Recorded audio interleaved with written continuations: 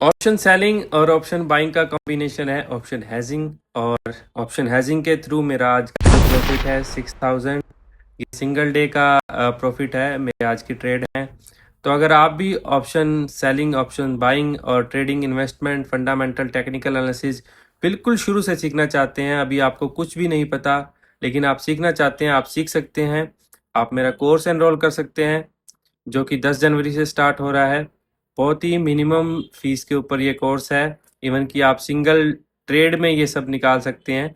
2 महीने का इसका ड्यूरेशन रहेगा। और डिस्क्रिप्शन में मेरा नंबर है और यहाँ रील पे भी आपको मेरा नंबर मिल जाएगा।